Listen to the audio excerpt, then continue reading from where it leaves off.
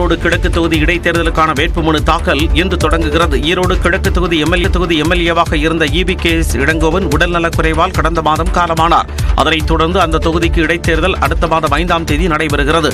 வேட்புமனு தாக்கல் இன்று தொடங்கும் நிலையில் அதற்கான முன்னேற்பாடுகள் ஈரோடு மாநகராட்சி அலுவலகத்தில் செய்யப்பட்டுள்ளன.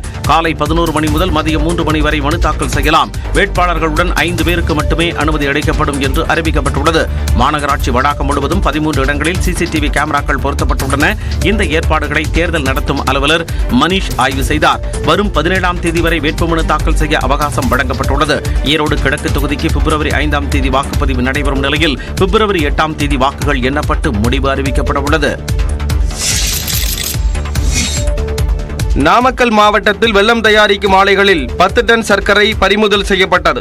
பரமத்தி வேலூர் அடுத்த பிலிக்கல் பாளையம், ஜேடர் பாளையம் உள்ளிட்ட பகுதிகளில் 45க்கும் மேற்பட்ட வெல்லம் தயாரிக்கும் ஆலைகள் செயல்பட்டு வருகின்றன. பொங்கல் பண்டிகையை முன்னிட்டு அச்சு வெல்லம், உருண்டை வெல்லம் தயாரிக்கும் பணி மும்முரமாக நடைபெறுகிறது. இந்நிலையில் கரும்பு ஆலைகளில் உணவு பாதுகாப்பு அலுவலர்கள் மேற்கொண்ட சோதனையில் வெல்லத்தில் கலப்படத்திற்காக வைக்கப்பட்டிருந்த 10,900 கிலோ சர்க்கரை மூட்டைகள் பறிமுதல் செய்யப்பட்டன.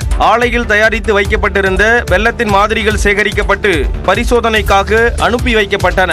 வெல்லம் தயாரிப்பில் கலப்படம் செய்திருந்தால் உணவு பாதுகாப்பு சட்டத்தின் அடிப்படையில் வழக்கு பதிவு செய்து அபராதம் விதிக்கப்படும் என ஆலை உரிமையாளர்களுக்கு உணவு பாதுகாப்பு துறையினர் எச்சரிக்கை விடுத்தனர்.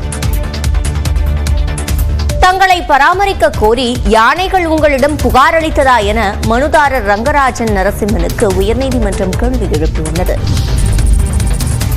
கோயில்கள் தொடர்பாக வழக்கு தொடரும் ரங்கராஜன் நரசிம்மனின் பின்னணி குறித்து விசாரிக்க வேண்டும் என சென்னை உயர்நீதிமன்றம் உத்தரவிட்டுள்ளது. ஸ்ரீரங்கம் கோயிலில் உள்ள ஆண்டாள் மற்றும் லட்சுமி என்ற யானைகளுக்கு தனியாக 10 ஏக்கர் நிலம் ஒதுக்கி பராமரிக்க உத்தரவிடக் கோரி ரங்கராஜ நரசிம்மன் வழக்கு தொடர்ந்தார். இந்த வழக்கு உயர்நீதிமன்ற நீதிபதிகள் முன்பு விசாரணைக்கு வந்தது. அப்போது கோயில் யானைகள் தங்களை பராமரிக்க கோரி உங்களிடம் புகார் அளித்ததா என மனுதாரருக்கு நீதிபதிகள் கேள்வி எழுப்பினர். இந்த வழக்கை தொடர தங்களுக்கு என்ன உரிமை உள்ளது என்று கேட்ட நீதிபதிகள் வழக்கின் விசாரணையை மார்ச் 13ஆம் தேதிக்கு தள்ளி வைத்தனர்.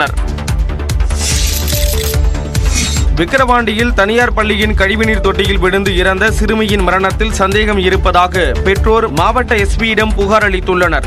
சென்ட் மேரிஸ் பள்ளியில் LKG படித்து வந்த லியா லட்சுமி கடந்த 3ஆம் தேதி கழிவுநீர் தொட்டியில் விழுந்து உயிரிழந்தார். வழக்கு பதிவு செய்த காவல்துறை பள்ளி தாளாளர் எமில்டா, முதல்வர் டோம்னிக் மேரி மற்றும் வகுப்பாசிரியர் ஏஞ்சல் ஆகிய மூவரையும் கைது செய்து சிறையில் அடைத்தனர். இந்நிலையில் தங்கள் குழந்தையின் மரணத்தில் சந்தேகம் இருப்பதாக அவரது பெற்றோர் மாவட்ட SPயிடம் புகார் அளித்தனர். பாப்பா செப்டி டேங்க்ல விழவே இல்லை. இன்னைக்கு காலையில் நாங்கள் போலீஸ் ஸ்டேஷன் போயிருந்தோம். அங்கே வீடியோ காமிக்கிறேன்னு சொன்னாங்க. அந்த செப்டி டேங்க் பகுதியில் அந்த வீடியோ ஃபுல்லாகவே பார்த்தோம் நாங்கள். அதில் ஒரு பகுதியில் கூட என் பொண்ணு செப்டி டேங்கில் விழுந்ததுக்கான எந்த ஒரு இன்சிடென்ட்டுமே கிடையாது. குழந்தையின் உடலில் காயம் இருந்ததற்கான தடயங்கள் இருப்பதாக குழந்தையின் தந்தை குற்றம் சாட்டினார்.